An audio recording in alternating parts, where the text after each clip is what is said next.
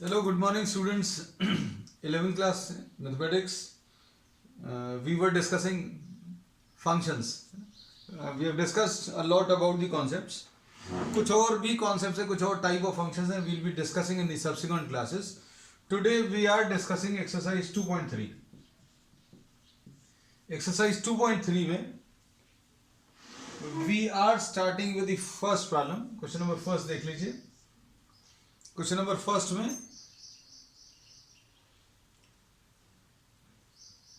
First part में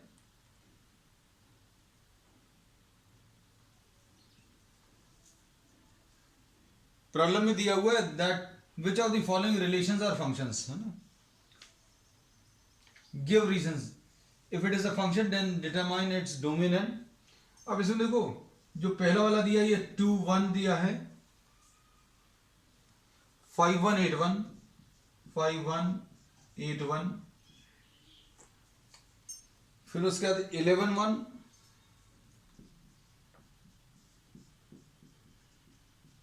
14 1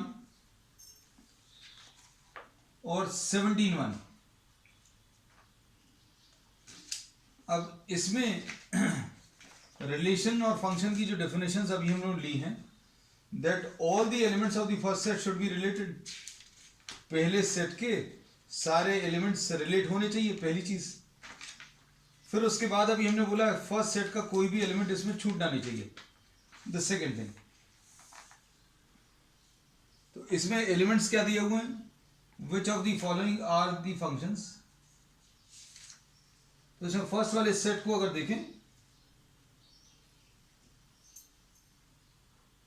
first elements देखे सारे ऑर्डर पेयर्स के, तो ये सारे डिफरेंट हैं.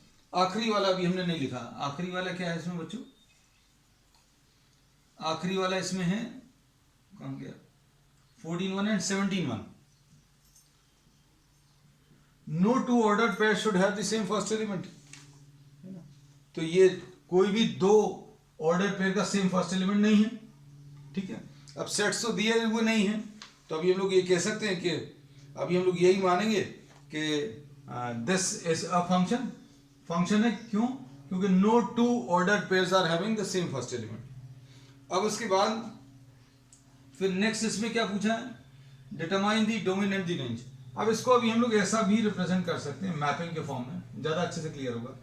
2 5 8, फिर उसके बाद 11, उसके बाद 14 और उसके बाद ये 17, है ना. And all of these are connected to 1. So we say that this is a function. ये फंक्शन है. और इसका क्या निकालना अभी हम लोगों को, डोमेन. डोमेन अभी हम लोग कहते हैं पहले सेट के सारे एलिमेंट्स. तो डोमेन इसका क्या आ जाएगा, 1 2 5 8 11 14 एंड 17. रेंज क्या आ जाएगा, range will be the connected elements. Connected elements सिर्फ इसमें 1 है. ठीक. अब उसके नेक्स्ट प्रॉब्लम, नेक्स्ट वाले में सेकेंड पार्ट में 2 इज रिलेटेड टू 1, 2 1 4 2 6 3, 2 1 4 2 6 3. फिर इसके बाद 8 4 10 5, 10 5, 12 6,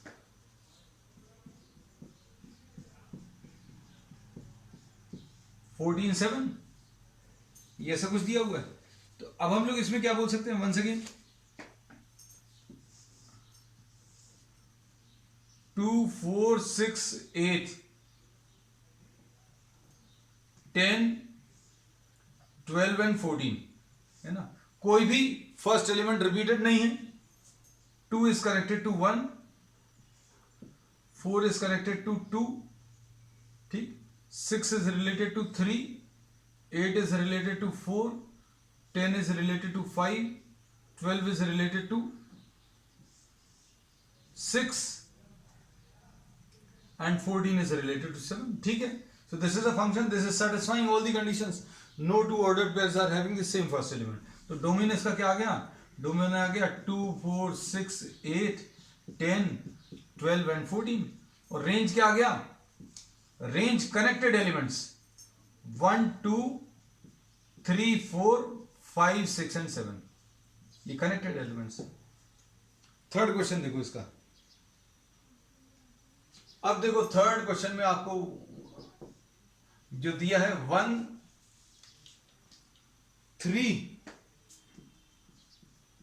1 5 एंड 2 5।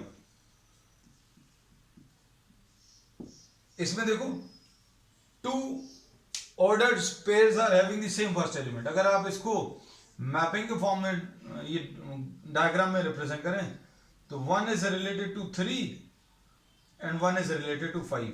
तो बस यहीं पर अभी हम लोग कह सकते हैं कि ये फंक्शन नहीं है। फंक्शन क्यों नहीं है, क्योंकि 1 इज रिलेटेड टू 2 एलिमेंट्स, ऐसा नहीं आना चाहिए। any element of the first set should not be related to 2.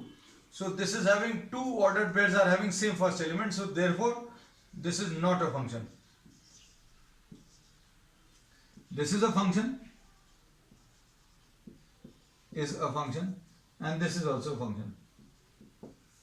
ठीक, चलो नेक्स्ट इसके बाद define a relation R on the set of natural numbers by find the domain and range of the following. अब इसका second वाले में domain और range आपको बताना है, देखना अच्छे से।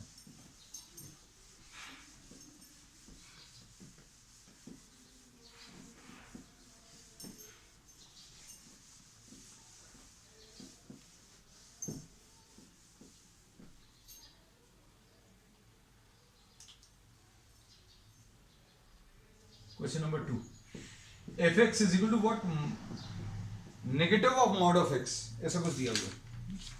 अब इसमें क्या बोल सकते हैं सेकेंड वाले प्रॉब्लम में, इसमें डोमेन क्या है, डोमेन जो x को वैल्यूज दे सकते हैं। तो भाई इसमें क्या रिस्ट्रिक्शन है, कोई रिस्ट्रिक्शन नहीं है। रिस्ट्रिक्शन कहां पर रहती है, जहां पर कुछ फ्रैक्शन हो। तो अभी हम लोग क्या फ्रैक्शन में क्या रिस्ट्रिक्शन रहती है कि डिनोमिनेटर 0 नहीं होना चाहिए। रूट में रिस्ट्रिक्शन रहता है, रूट में क्या रिस्ट्रिक्शन रहता है कि ये वाले नंबर्स नेगेटिव नहीं होने चाहिए, पॉजिटिव या 0 होने चाहिए। तो इसमें कोई रिस्ट्रिक्शन नहीं है। So we say that domain is all real numbers. और डोमेन पता चल गया है ना, डोमेन जो है सब डिस्कशन से ही निकलेगा।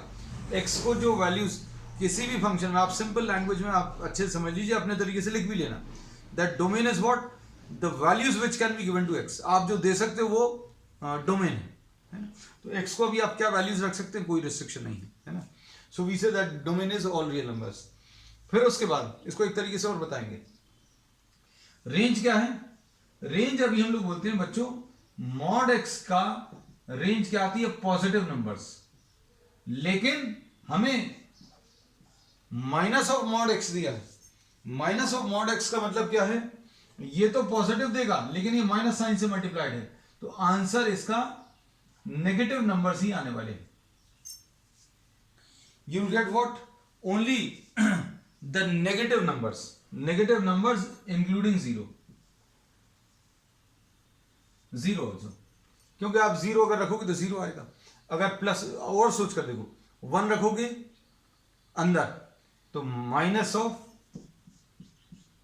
यानी -1 आएगा। आपने पॉजिटिव नंबर रखा तो भी आंसर माइनस में आ रहा है, क्योंकि माइनस साइन ऑलरेडी एक प्रॉब्लम में दिया है। एक्स की वैल्यू -1 रखो तो क्या आ जाएगा, माइनस ऑफ -1, और ये क्या करेगा, इसको +1 में चेंज कर देगा। तो आंसर इसका हमेशा कैसा आने वाला है, नेगेटिव आने वाला है। So we say that range will be negative numbers including 0। इसको कैसा लिखते हैं, नेगेटिव नंबर्स इंक्लूडिंग 0, मतलब -∞ से लेकर 0 तक। -∞ से लेकर 0 तक, -∞ या +∞ में हमेशा ये कर्व ब्रैकेट्स ही आएंगे, ये वाले, और 0 इंक्लूडेड अगर है तो ये वाला ब्रैकेट आएगा, स्क्वायर ब्रैकेट, है ना। चलो, बॉक्स टाइप ब्रैकेट। अब इसमें दूसरा तरीका क्या है बच्चों, देखना। दूसरा तरीका यह है कि we have discussed in detail in the previous classes the graph, आपने इसका ग्राफ डिस्कस किया हुआ है ना।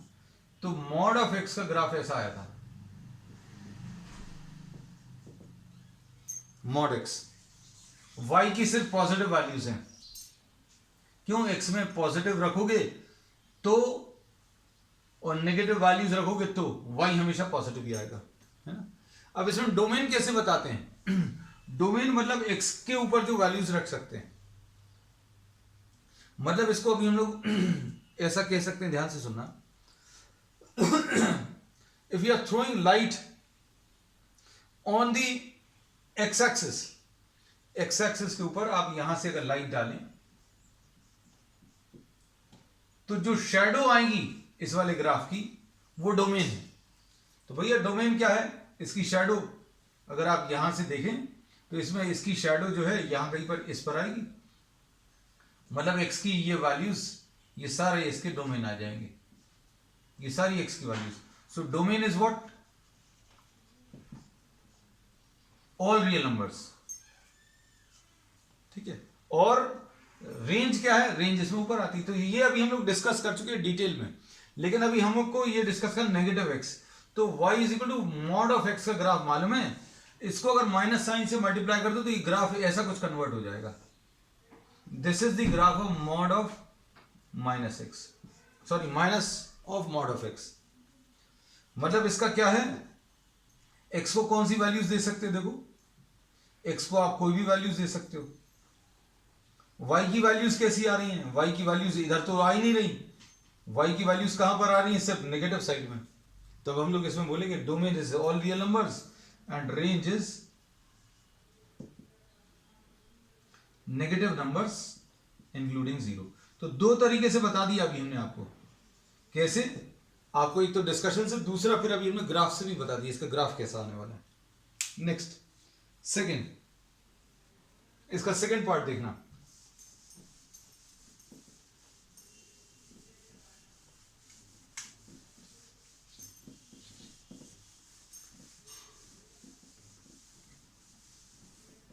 सेकेंड पार्ट में क्या है? सेकेंड का second part f x is equal to under root of 9 minus x square. अब इसमें देखो क्या रिस्ट्रिक्शन है। इसमें रिस्ट्रिक्शन ये है कि रूट के अंदर जो नंबर्स हैं वो पॉजिटिव नंबर्स होने चाहिए। मतलब ये है रूट के अंदर नेगेटिव नंबर्स नहीं हो सकते। क्यों नहीं हो सकते?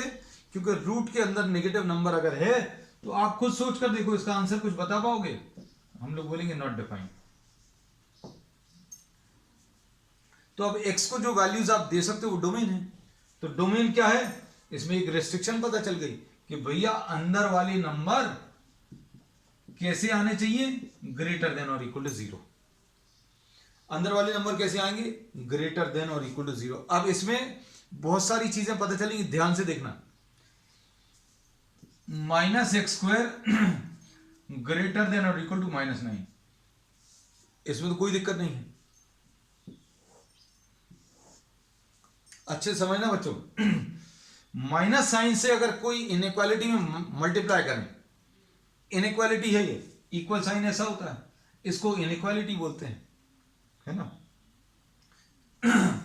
तो अभी हम लोग बोल रहे हैं ग्रेटर देन का या इक्वल का साइन अगर लगा है, ग्रेटर देन या स्मॉलर का, ग्रेटर का या स्मॉलर का साइन लगा है, माइनस साइन से मल्टीप्लाई या डिवाइड करो। If you are multiplying both the side by minus sign, तो इसमें तो कोई चेंज नहीं आता भैया, x square is equal to 9 लिख देते हैं। लेकिन यहां पर अगर आप माइनस साइन से मल्टीप्लाई करो तो एक्स स्क्वायर हो जाएगा और ये 9 हो जाएगा। लेकिन ये ग्रेटर जो है स्मॉलर में बदल जाता है। Greater gets converted into what? Smaller. तो this point is very important. अभी थोड़ा सा सोच कर देखना, आपको सारी चीजें पता चल जाएंगी। जैसे सपोज -7 छोटा है -5 से। -7 कैसा है? छोटा है -5 से। माइनस साइन से मल्टीप्लाई करो तो 7 हो गया, 5 हो गया। तो क्या ये स्मॉलर बचेगा? नहीं, ये ग्रेटर हो जाएगा। 7 इज ग्रेटर देन 5, तो वही चीज अप्लाई हुई। अब इसमें देखो एक चीज तो ये नहीं पता चली, दूसरी नई दूसरा एक नया कॉन्सेप्ट कि एक्स स्क्वायर स्मॉलर देन और इक्वल टू 9 है। इसका मतलब क्या है, एक्स स्मॉलर देन और इक्वल टू 3 आएगा। स्क्वायर रूट ले लिया, स्क्वायर रूट जब लेते हैं, जब भी आप स्क्वायर रूट लेते हो तो क्या लगता है, प्लस माइनस लगता है ना, लेकिन यहां पर प्लस माइनस डायरेक्टली नहीं लगता।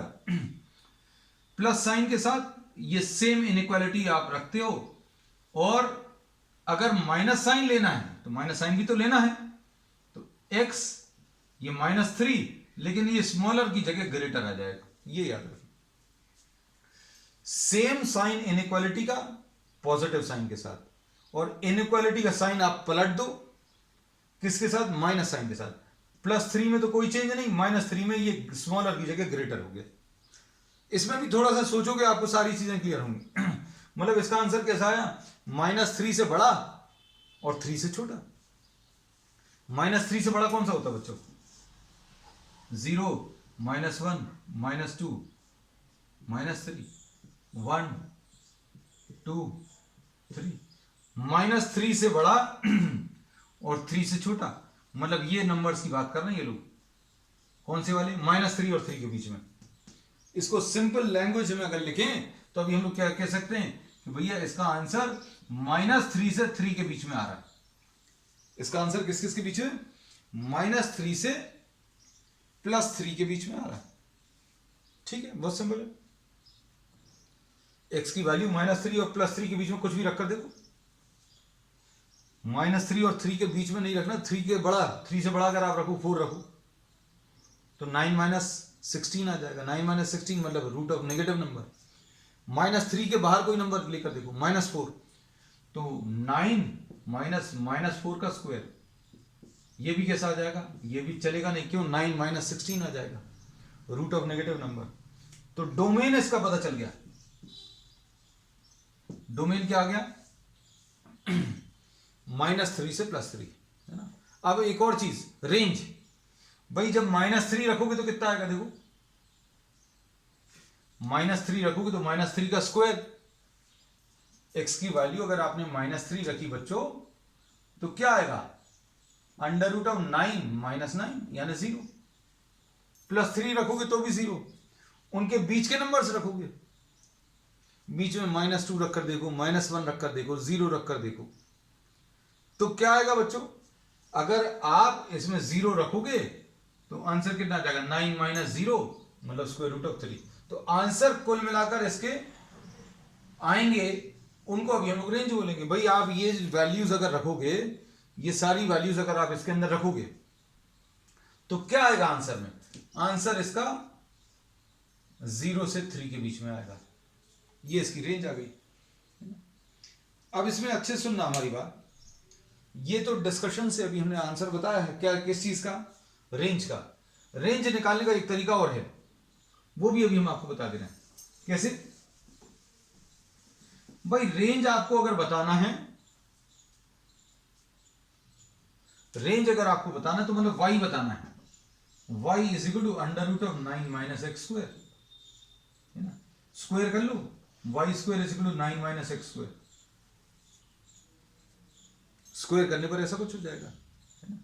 तो अब देखना अच्छे से, स्क्वायर करने पर ये आया, स्क्वायर रूट लेने पर यही आएगा क्या, स्क्वायर रूट अगर आप ले लोगे तो कितना आएगा, प्लस माइनस आ जाएगा। मतलब स्क्वायर करने में भी एक गलती हो जाती है अभी हम लोगों से अनइंटेंशनली, क्या, कि स्क्वायर रूट अगर लेते तो प्लस माइनस आता, लेकिन यहां पर सिर्फ पॉजिटिव वैल्यूज हैं। y की कैसी वैल्यूज हैं, सिर्फ पॉजिटिव, ये याद रखना। अब देखो x² की वैल्यू कितनी आ जाएगी, 9 - y² बच्चों।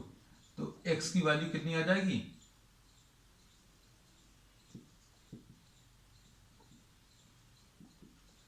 ऐसा कुछ आएगा। तो अब ये प्रॉब्लम के जैसा बन गया। इसमें क्या दिक्कत है, रूट के अंदर नेगेटिव वैल्यूज नहीं आ सकती, तो y की वैल्यू किस किस के बीच में आएगी, y की वैल्यू -3 से +3 के बीच में आएगी। लेकिन अभी हम पहले ही बता चुके हैं कि y जो है पॉजिटिव वैल्यूज लेनी है, तो आंसर इसका बच्चों कितना, 0 से 3 के बीच में। इसका आंसर जो है अगर आप डायरेक्टली सॉल्व करते तो -3 से 3 के बीच में, but you have to take only what the positive values of y की सिर्फ पॉजिटिव वैल्यूज लेनी। तो आंसर इसका कितना आएगा 0 से 3 के बीच में। अब देखो थर्ड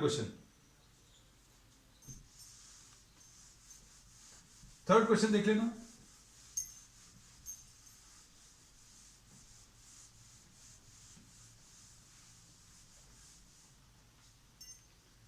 थर्ड क्वेश्चन में अब क्वेश्चन से इजी हो जाएंगे बच्चों, अब नहीं है tough. F x is equal to 2x minus 5 दिया है, और आपको क्या निकालना है, f0 निकालना है। f0 कितना आ जाएगा 2 इंटू 0 माइनस 5, x की जगह 0 रख दिया, मतलब ये कितना आ जाएगा -5। फिर उसके बाद f7 बताना है, तो 2 इंटू 7 -5, मतलब ये कितना आ जाएगा 14 माइनस 5। 14 माइनस 5 यानी 14 माइनस 5 विल बी 9। और क्या बताना है इसमें, f7 के अलावा f-3 भी बताना है। f-3 ये तो सिंपल है, मतलब f0 अगर बताना तो x की जगह 0 रख दो, जहां जहां पर भी x की जगह 0 रखा तो 2 इंटू 0 -5। f7 बताना तो x की जगह 7 तो 2 इंटू 7 -5। f-3 बताना है तो x की जगह -3, इधर भी x की जगह -3, तो यह आ जाएगा -6 -5 -11। बस फिनिश। अब इसके बाद नेक्स्ट क्या है, अच्छा इसमें नहीं काटते, क्वेश्चन नंबर 4 देख लो।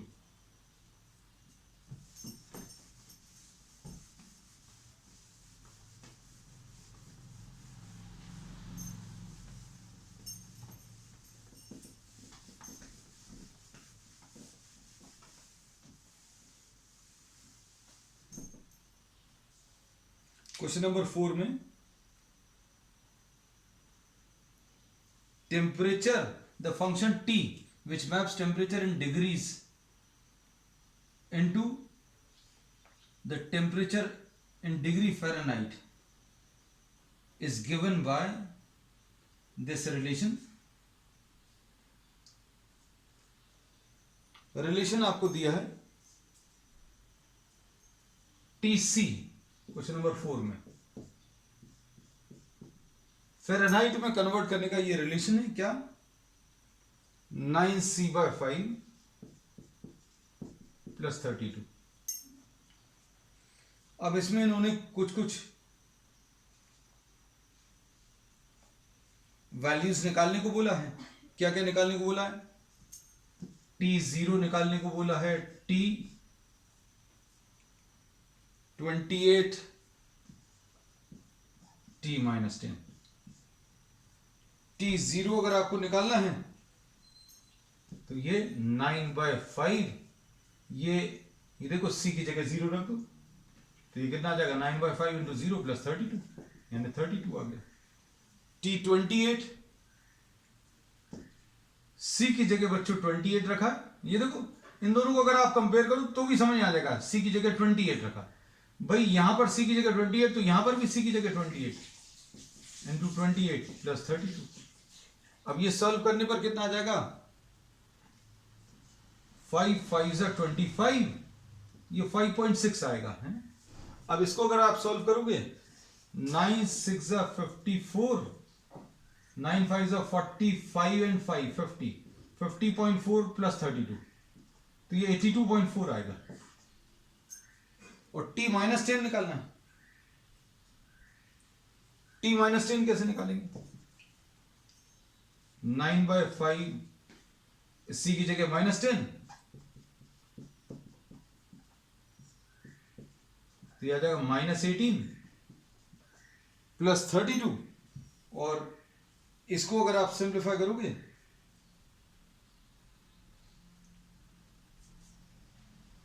कितना आ जाएगा, ये 14 आ जाएगा।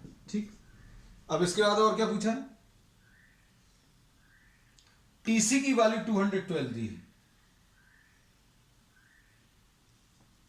इसमें अब TC की वैल्यू बच्चों 212 दी है, 212 C बताना है, 9C/5 - 32। अब इसको आप इधर ले आओ तो 212 - 32 = 9C/5। ये कितना आ जाएगा बच्चों? 180 = 9C/5। तो C की वैल्यू कितनी? 100 आ जाएगी। अब इसके बाद क्वेश्चन नंबर 5 में, क्वेश्चन नंबर 5 में आपको रेंज बताना है। रेंज बताना मतलब x को क्या वैल्यूज आप दे सकते हो, वो तो डोमेन कहलाता है, और x की वो वैल्यूज रखने पर जो आंसर आता है उसको हम लोग रेंज बोलते हैं। जैसे एग्जांपल के लिए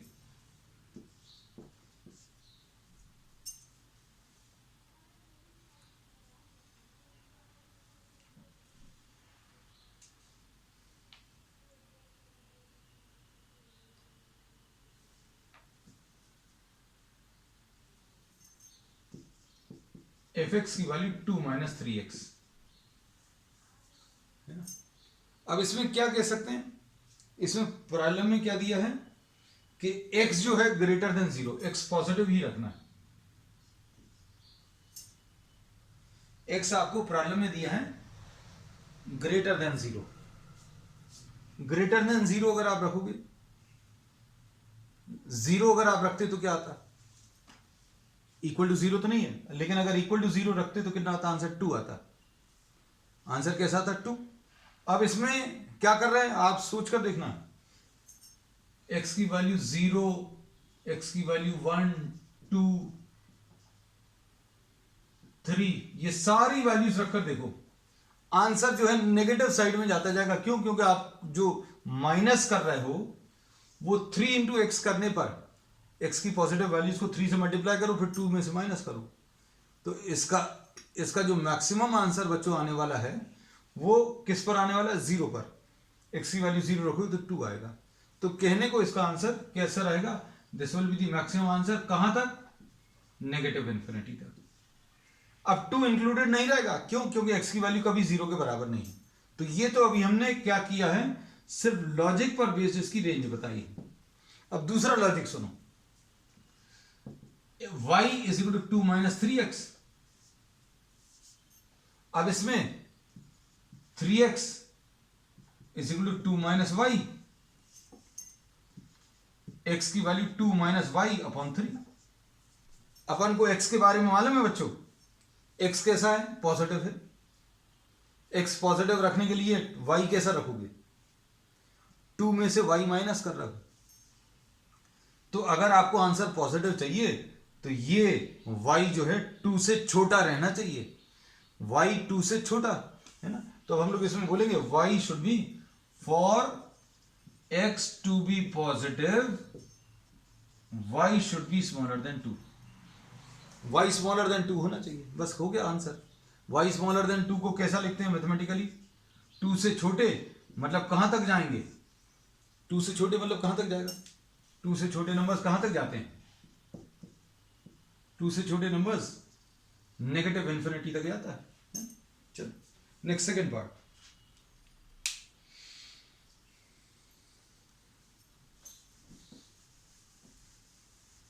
सिंपल सिंपल प्रॉब्लम्स हैं, लेकिन सभी में अलग अलग टाइप का डिस्कशन है। फिफ्थ का सेकंड पार्ट देखो, इसमें क्या दिया है? fx = x² + 2, x belongs to real numbers, ऐसा दिया है। अब इसमें x अगर रियल नंबर है, ध्यान से सुनना, x अगर बच्चों रियल नंबर है तो अभी हम लोग बोलेंगे आप कोई भी आंसर रखो, इसमें पॉजिटिव रखो, नेगेटिव रखो, 0 रखो, इसका आंसर कैसा आने वाला है? इसका आंसर हमेशा पॉजिटिव ही आएगा, क्योंकि square of any number is always positive. Square is always positive. अब 2 में पॉजिटिव नंबर जोड़ोगे तो आंसर कैसा आएगा? 2 से बड़ा आएगा। तो आंसर इसका कैसे आने वाला है? ग्रेटर देन 2 आएगा। इसको अगर y लिखा तो y will be greater than 2, है ना, y will be greater than और इक्वल टू 2 कह सकते हैं। तो अब इसमें कैसा लिखेंगे अभी हम लोग, this will be written as 2 से लेकर इन्फिनिटी तक। आप इसमें वैल्यूज रखकर चेक करके देख लेना। मान लीजिए अगर किसी को दिक्कत जाती है, -3, -2, -1, 0, 1, 2, 3, 4, आंसर हमेशा 2 से बड़ा ही आएगा। क्यों? क्योंकि 2 में कुछ ऐड कर रहे हो, 2 में आपने कुछ ऐड किया और वो नंबर कैसा है, वो पॉजिटिव है। 0 भी हो सकता है, 0 भी हो सकता है ना। 0 रखेंगे तो 0 + 2, 2 will be the minimum value. ठीक है, अब इसको अगर उस तरीके से चेक करें, x² will be equal to y - 2। अब इसको भी देखकर अभी हम लोग क्या कह सकते हैं, स्क्वायर जो है, स्क्वायर पॉजिटिव होता है और ये पॉजिटिव आंसर लाने के लिए y should be greater than और इक्वल टू 2।